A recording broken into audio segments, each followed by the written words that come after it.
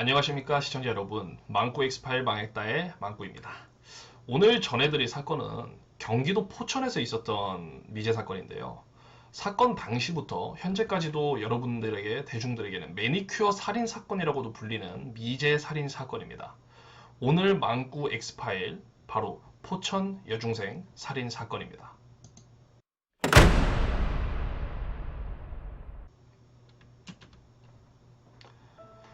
2003년 11월 5일 경기도 포천시 소읍 송우리에서 일어난 당시 동남중학교 2학년이었던 피해자 엄현아 양이 당한 의문의 살인사건으로서 피해자의 시신이 발견되었을 때 피해자의 손톱과 발톱에 붉은색 매니큐어가 칠해져 있었던 점 때문에 매니큐어 살인사건이라고도 합니다. 사건 당일 오후 4시경 엄양은 그날도 하교 후에 친구 4명과 함께 조모군의 집에서 놀았는데 엄양이 친구들과 함께 놀다가 친구 집을 나온 것은 오후 6시경이었습니다. 그러던 중에 엄마와의 약속된 귀가 시간에 늦어 지름길인 골목길로 진입한 뒤에 6시 20분경 엄마에게 곧 간다는 말을 남긴 채 연락이 두절되었고, 그날 오후 엄양의 어머니는 딸이 저녁 9시가 지나도 집에 들어오지 않고 연락도 두절되자 경찰에 실종 신고를 했습니다. 학교와 엄양의 집 사이는 불과 800m 정도였고요. 10분 내외로 충분히 도착할 수 있었던 그런 시간이었습니다.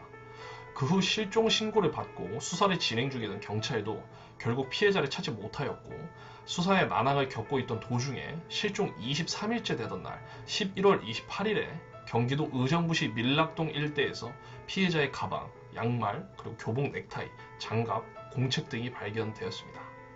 피해자의 유류품이 발견된 지역은 엄양의 집에서 7.4km 정도 떨어진 곳이었는데, 이로부터 한 달가량이 지난 12월 22일에 경기도 의정부시 밀락동 도로공사 근처 쓰레기 더미에서 피해자의 휴대폰과 운동화가 발견되었습니다.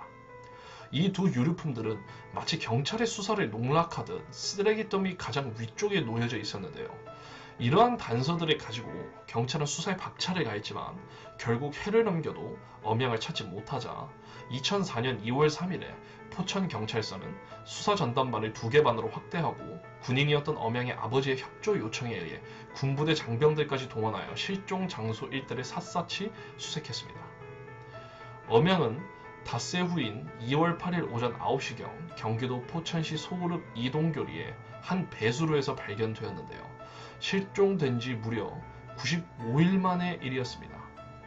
자, 지금부터 보여드리는 이 사진이 당시 피해자 엄현아 양의 시신이 발견된 장소와 피해자의 유류품들이 발견된 위치가 표시되어 있는 약도입니다. 여기를 보시면 왼쪽 하단에 있는 곳이 아까 말씀드렸었던 유류품 발견 위치고요. 그 위쪽으로 2km 지점에 떨어져 있는 이 부분이 피해자 시신이 발견된 곳입니다. 범인이 굳이 왜 피해자 시신이 있는 곳으로부터 2km나 떨어져 있는 곳에 유류품을 방치해놨는지도 한번 주의 깊게 볼 필요가 있을 것 같습니다. 조금 더 여러분들께서도 보시고 한번 추측을 하시고 생각하시는데 참고가 되시길 바랍니다. 자, 다시 돌아와서 엄양의 시신이 발견된 곳은 2003년 11월 28일, 유류품이 발견된 곳에선 2km, 자택에서는 6km 떨어진 곳이었고요. 시신은 알몸으로 발견되었으며 배수로 앞은 29인치 TV 포장 박스로 허술하게 막혀 있었습니다. 그 과정에서 이상한 삼지창 모양의 농기구도 함께 발견되었습니다. 배수로를 막고 있던 TV 박스를 범인이 준비하여 사용한 것으로 보고 추정에 나섰는데, 이 TV 박스는 남양주시 한 전자제품 대리점으로부터 발송된 물건으로 TV를 수령한 집과 배달원을 조사해봤으나 배달원이 우연히 그곳에 TV 박스를 버렸던 것으로 밝혀져 범인과는 상관이 없는 것으로 밝혀졌습니다. 농기구는 주인을 추적하여 찾아냈지만 수개월 전에 주인이 잃어버렸다는 진술만 했을 뿐이었고요. 다른 특이점은 찾지 못하였습니다. 발견 당시 엄양의 시신 상반신은 심하게 부패되어 있었으나 하반신은 굉장히 깨끗했는데 특별한 결박 흔적이나 외상은 발견할 수 없었으며 손으로 목을 조른 흔적이나 끈으로 목을 조른 흔적도 없었습니다. 성폭행 후에 살해당했다고 추정한 것과는 다르게 검사 결과 성폭행 흔적은 없었지만 상반신이 너무 심하게 부패되어 있었기에 부검이 불가능하였고, 그로 인해 엄양의 정확한 사인을 알 수 없었습니다. 그런데 가장 중요한 점은 엄양의 손톱과 발톱에 붉은색 매니큐어가 칠해진 채였다는 사실인데요. 엄양은 평소 매니큐어를 칠하지 않았고 더불어 당시 엄양의 모교 교율상 학교에 매니큐어를 칠하고 등교를 할 수 없었다고 합니다. 게다가 여자가 직접 칠했다고 여기거나 네일샵에서 칠했다고 여기기에는 너무 조잡했고 나아가 충격적이게도 이 매니큐어는 그녀가 살해된 뒤에 칠해졌다는 점이 밝혀졌습니다. 또한 엄양의 시신이 발견된 배수로에서 7m 떨어진 곳에 피임기구와 휴지 조각 등이 발견되었지만 이 사건과는 무관한 것으로 밝혀졌습니다. 경찰은 범인이 엄양을 납치하고 시신을 유기하기 위해 차량을 이용했을 가능성이 높다고 판단해서 배수로 인근을 지난 차량을 조사했으나 끝내 찾지 못하였고 또 대부분의 유류품은 발견했지만 교복 넥타이를 제외한 교복과 속옷, 스타킹 등은 발견되지 않았습니다. 엄양의 시신을 찾은 뒤 장례식은 그해 2월 13일 치러졌으며 학교에서는 그녀에게 명예 졸업장을 수여했다고 했습니다. 여기서 주목할 만한 점은 경찰이 이후에도 끊이지 않는 수사로 범인의 단서 등을 발견하고 추정한 점이 몇 가지 있는데요. 첫째, 발견된 유류품 중 하나였던 가방 안에서 엄양의 학원 수강증과 공책이 발견되었는데 하필 이름 부분이 훼손된 채로 발견되었습니다. 근데 굉장히 특이한 점은 이 훼손이 자연현상에 의한 훼손이 아니고요. 명확하게 사람에 의한 훼손이었다는 점인데요. 그 말인 즉슨 범인이 일부러 그 부분만 찢어버린 것이라고 판단할 수가 있습니다. 따라서 범인은 엄양이 알고 있거나 그녀의 주변 사람인 면식범이라는 추정을 해볼 수가 있겠죠. 그리고 두 번째, 엄양은 원래 매니큐어를 칠하지 않는데 반해 시신의 손톱과 발톱에는 붉은 매니큐어가 칠해져 있었습니다. 하지만 여자가 직접 칠하거나 전문적인 곳에서 칠해졌다고 여기기에는 색칠 모양새가 조잡하여 너무 성의가 없이 칠해져 있었고요. 거기다 이는 사후에 칠한 것으로 밝혀졌습니다. 따라서 범인은 특정 성욕에 도취한 성도착증 환자일 가능성이 있다고 추정을 해볼 수가 있습니다. 그리고 세 번째, 엄양 시신의 상반신의 부패가 심하여 정확한 사인은 불명확하지만 하반신은 깨끗하고 성폭행 흔적도 없었고 검사 반응에서도 음성 반응이 나왔기 때문에 그녀가 성폭행을 당했을 가능성은 낮다고 볼 수가 있습니다. 따라서 범인은 성적 활동을 하지 못하는 성불능자의 가능성이 높을 수도 있죠. 그리고 네 번째, 사건 당시 그녀의 교복 넥타이를 제외한 교복, 속옷, 그리고 스타킹과 같이 신체와 접촉하는 부분의 의료는 발견되지가 않았습니다. 이 당시에 이 사건을 접한 전문 프로파일러의 분석에 의하면 범인은 엄양을 살해한 후 이것들을 하나의 기념품으로 생각하고 가져갔다고 추정을 했습니다.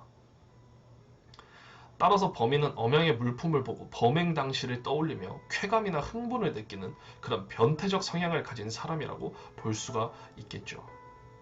그리고 다섯 번째, 사건 당일 오후 6시 20분경에 휴대폰 배터리가 강제적으로 분리가 되었는데 아마도 엄양은 통화 직후에 납치되었을 가능성이 매우 높습니다. 휴대폰은 전원을 켤 때와 끌 때, 그리고 통화 중일 때 통신회사 기지국에서 휴대폰의 위치가 등록이 됩니다. 휴대폰이 꺼져 있거나 배터리가 분리되면 통신회사에서도 휴대폰의 위치 수신은 알 수가 없습니다. 오늘날에도 이런 사실은 사람들에게 있어서 낯선 정보가 될 수도 있겠지만 2003년 당시에는 통신회사 내 기술자 외에는 일반인들이 모를 그런 가능성이 높은 정보였죠. 따라서 범인은 통신기술에 해박한 기술자거나 또는 사전에 치밀하게 계획을 한 뒤에 범행을 저지른 사람일 가능성이 높다고 생각이 듭니다. 그리고 마지막으로 엄양이 친구들과 헤어진 뒤 빨리 집으로 돌아가기 위해 들어갔던 골목길은 마을 사람들만 아는 지름길이었다고 합니다. 마을 사람들 중에 한 명이 엄양의 실종 당일 마을에서 낯선 흰색 차량을 봤다고 진술을 했는데 그 차량의 뒷유리는 자켓으로 가려졌었다고 했습니다.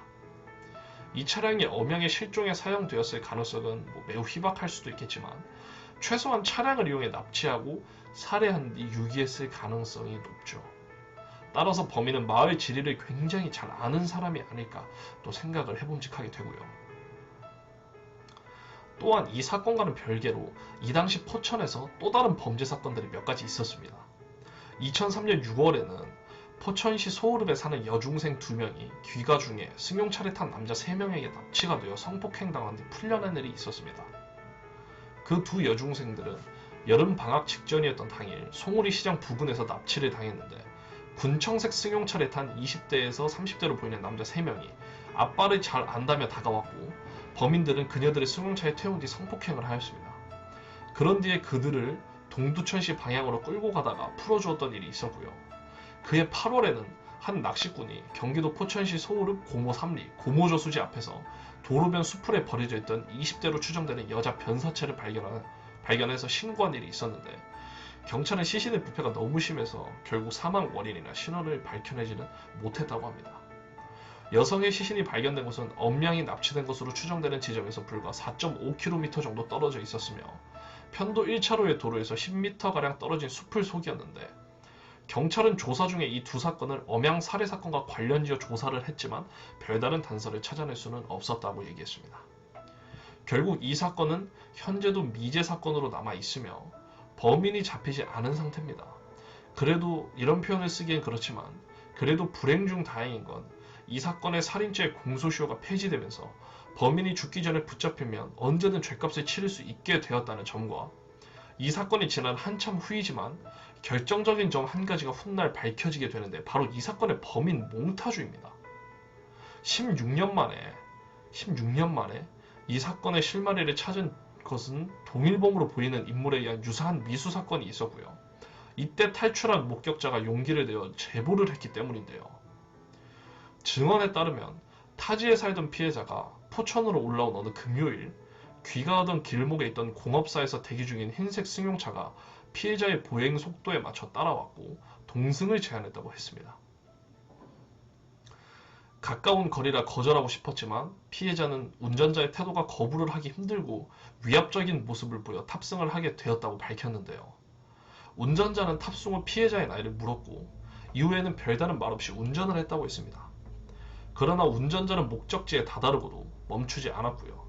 피해자를 태우고 계속 이동하였으며 이때 자신은 미혼이니 고모리 카페에 가서 차 한잔 하자며 계속 운행을 하였고 안 좋은 일을 당할 것 같은 느낌을 받은 피해자는 본능적으로 차에서 내리려고 시도했고 결국 운전자가 차를 멈춘 뒤 피해자는 탈출에 성공하게 되고 운전자는 인근 중학교 방향으로 유턴해 사라졌다고 말했습니다. 피해자는 이때 무서워서 바로 신고를 못했고 일주일 뒤 집에 왔을 때 엄양의 실종 현수막을 보고 자신을 납치하려 했던 운전자가 범인일 거라 생각하게 되었다고 얘기했습니다. 지금 보여드리는 이 사진이 바로 그 사건의 피해자의 기억을 바탕으로 한 범인 몽타주 사진입니다. 바로 이 사진인데요. 2003년 당시 20대에서 30대로 추정되고 현재는 30대에서 40대 사이로 추정하고 있고요. 2003년 전후로 경기도 포천 혹은 의정부 인근에 거주하는 것으로 추정하고 있고 또 흰색 소나타로 추정되는 승용차를 운전한 것으로 진술이 되었고요. 키는 170에서 175cm 정도의 밝은 갈색 눈동자를 지녔고 가느다란 손가락을 가지고 있었으며 손톱은 깔끔하게 정리가 되어 있고 투명 매니큐어를 칠했다고 진술했습니다. 아직도 미제 사건으로 남아있는 이 사건의 범인이 하루빨리 잡혀서 죗값을 치르기를 저 역시 기도하겠습니다. 여러분, 오늘 망쿠 엑스파일은 어떻게 보셨나요? 이 사건에서 가장 의아했던 점은 왜 피해자를 죽인 뒤에 그 손에 매니큐어를 칠했을까? 인 것 같은데요. 범인이 피해자들의 손에 매니큐어를 칠함으로써 뭔가 자신만의 범죄 행적을 남기는 것은 아닐까 개인적으로 생각도 해보게 되었고요. 굳이 피해자의 유류품 등을 몇 킬로미터나 떨어져 있는 곳에 그것도 아주 보란듯이 놔뒀다는 점도 굉장히 의문스러웠습니다. 아주 오랜 세월이 지났지만 이 범인을 잡히면 결국 죗값을 치러야 하기 때문에 지금도 어디에선가 숨고 도망다니는 일상을 하루하루 보내며 살 것입니다. 꼭 범인이 잡혀서 죽은 엄양의 원통함을 조금이라도 씻어낼 수 있기를 저 역시 간절히 바라보며 오늘 망쿠 엑스파일 여기서 마치도록 하겠습니다. 시청해주셔서 감사합니다.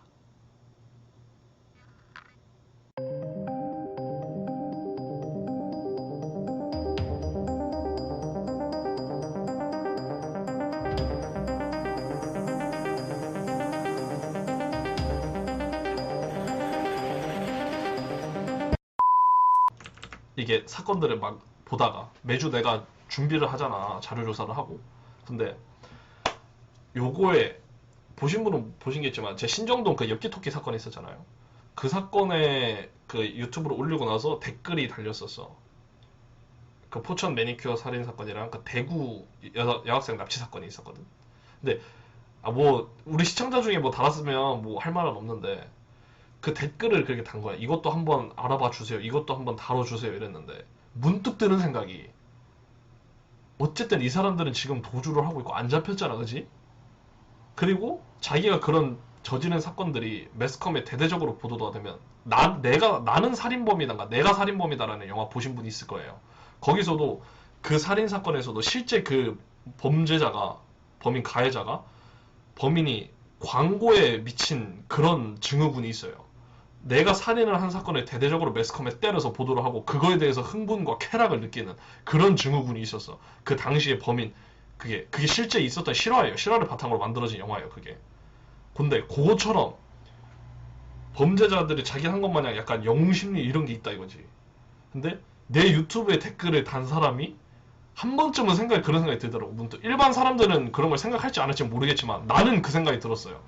이런 댓글에 다는 사람이, 물론 내 유튜브 말고도 다른 유명한 미제 사건에 다른 유튜브에 사람이 있다면 자기의 행적을 일부러 쳐볼 수도 있을 거 아니야. 유튜브에 접해서 내가 죽인 사람, 내가 죽인 뭐 그런 사건들이, 그런 사람들이 일부러 의도적으로 남겼을 수도 있을까라는 생각이 드는 거야. 그냥 문득 갑자기 아무 그냥 의심이나 생각이 없이 자기 사건이니까 댓글을 달았을 수도 있겠다 이런 생각을 할 수도 있어. 실제로 존재할 수 있다니까, 얘들아. 정말로 모든 가능성을 배제할 수 없는 거야.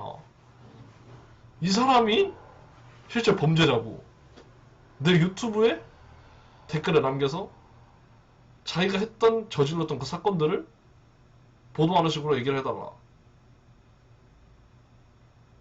또 사람이 많은 유튜버가 아니야. 사람이 적은, 구독자가 적은 유튜버고 내가 그걸 알려질 일도 없고, 그런 거라도 다뤄주고 보면서 느끼면서 그런 걸 체험하고 뭐 그래야 느낄 수도 있나? 그냥 그런 생각이 은연중에 들더라고요. 무의식 중에. 여러분들도 그런 거 한번 생각을 해보세요.